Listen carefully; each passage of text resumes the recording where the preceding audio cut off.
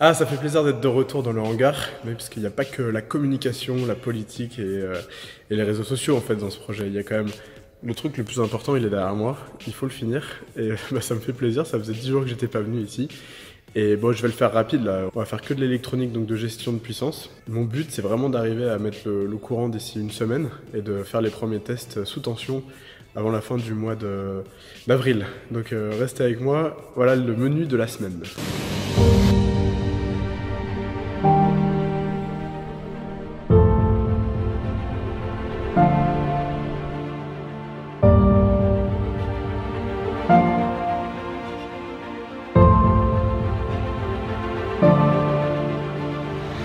Alors, petite mise à jour sur l'avancée des travaux dans le van. Là, c'est beaucoup moins graphique, artistique que je fais, puisque en fait, il y a beaucoup moins de mouvement. Je passe mes journées ici, à l'arrière, comme ça, en train de bricoler dans le boîtier électrique du van. C'est que du câblage. Je suis en fait les schémas électriques que j'ai fait il y a un certain temps, que je mets à jour aussi au fur et à mesure. Je fais des erreurs, c'est-à-dire que je travaille une demi-journée, après je me rends compte que je me suis planté, je défais tout le câblage. Enfin, normal quoi, c'est un prototype.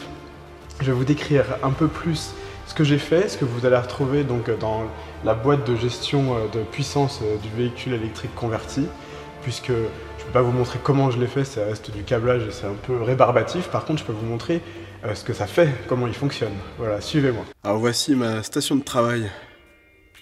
L'ordi, pour avoir les plans électriques, le boîtier, les outils. C'est un peu comme une opération à cœur ouvert. Déjà, vous pouvez retrouver des éléments standards qui venaient d'origine dans le véhicule thermique, donc le boîtier 12 volts et la batterie de démarrage du véhicule, plus ça c'était le vase d'expansion pour le refroidissement du moteur diesel que j'ai conservé, et il fait la même fonction, j'ai même gardé le capteur de niveau d'eau, donc ça c'est très bien. Les choses que j'ai ajoutées, donc on va commencer par ce qui est derrière. Ici, l'accélérateur du véhicule, en fait, ça convertit la commande que je mets avec la pédale de gaz en un signal électrique qui fait accélérer le véhicule, avec le variateur qui est derrière qu'on devine. Il y a, comme vous l'avez vu dans les vidéos précédentes, le système de management de batterie qui est dans les batteries et dont le faisceau arrive ici. Et donc on en retrouve tous ces petits câbles et leur rôle c'est de piloter les différentes installations qu'on va retrouver dans le boîtier que je vais vous détailler. De plus, ici, on a un bornier qui nous permet d'aller paramétrer, changer les variables des programmes, que ce soit dans le système de management de batterie ou dans le système de contrôle du véhicule, ce qui s'appelle le GFQ, qui est ici. Et là, derrière, qui est caché, mais on en voit les fils qui sortent, c'est le chargeur 6,6 kW qui vient recharger les batteries pour l'instant comme un véhicule électrique normal. Dans ce boîtier en fait de puissance, de gestion de puissance principale, on y retrouve essentiellement donc le circuit ici avec les gros câbles orange qui vient donc des batteries jusqu'au variateur de vitesse pour le moteur, et c'est ce circuit là qui va emmener en fait la puissance électrique au variateur du moteur pour faire avancer le van. Et il est piloté par des gros relais, il y a des gros fusibles. Tout ça est drivé en fait pour le premier relais par le GFQ qui vient en fait traduire les informations du conducteur en informations utilisables par le variateur. Et le deuxième, c'est un relais de sécurité qui lui est drivé par le BMS. Donc si jamais le BMS détecte je sais pas, une tension trop haute ou trop basse, ce relais va aussi couper le courant. Là, ce qu'on peut voir dans le coin, c'est un détecteur de choc, c'est aussi réglementaire. Si jamais j'ai un choc par devant, derrière ou sur les côtés, pour éviter tout court-circuit si jamais il y a de la tôle qui se serait déplacée. Ce relais en fait vient couper le courant immédiatement dans tout le véhicule. Forcément j'ai des fusibles, que ce soit pour la forte puissance intermédiaire pour la charge et des fusibles de 12 volts.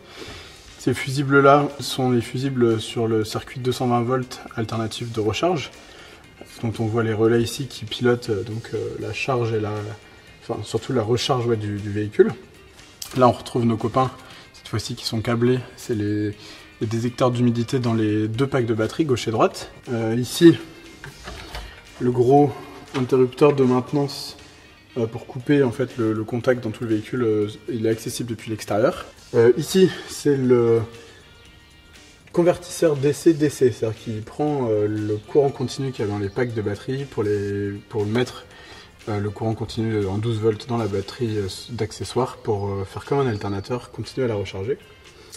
Et enfin là dans ce boîtier là, le petit boîtier des accessoires, on retrouve tous les contacteurs qui viennent piloter la pompe à vide, les deux pompes qui refroidissent le moteur et le variateur et les deux pompes qui refroidissent le pack de batterie gauche et droit. À l'avant, j'ai commencé à câbler les deux écrans qui vont me permettre d'afficher les informations du BMS et du VFQ via le CAN bus. Et ici, j'ai préparé l'installation de tous les interrupteurs qui vont venir piloter les différents accessoires du véhicule. Et ils sont pas encore câblés. Hop. Voilà, ça sera tout pour l'épisode de cette semaine. Alors, je fais des épisodes plus courts en ce moment parce que le vrai projet, c'est pas de passer mon temps à faire du montage et de la traduction, même si j'adore partager avec vous. Vraiment, le but c'est d'avancer sur le véhicule qui est derrière moi. Et j'en profite aussi pour vous annoncer que nous allons lancer un crowdfunding. C'est donc un financement participatif qui va vous permettre à vous, si vous le souhaitez, de nous aider avec Alexandra à aller plus loin dans ce projet, puisque les étapes qui suivent, ça va être de construire la remorque solaire qui va accompagner le véhicule. Et ce deuxième prototype coûte pratiquement aussi cher que le van derrière moi. Donc au-delà des partenaires et des sponsors qui nous rejoignent aujourd'hui, je compte aussi sur vous pour nous aider. Je prépare en ce moment une super vidéo qui va accompagner et lancer ce crowdfunding. J'espère que vous serez nombreux à nous aider à participer. En attendant, je vous mets quelques images de ce qui vous attend la semaine prochaine sur la chaîne. À bientôt!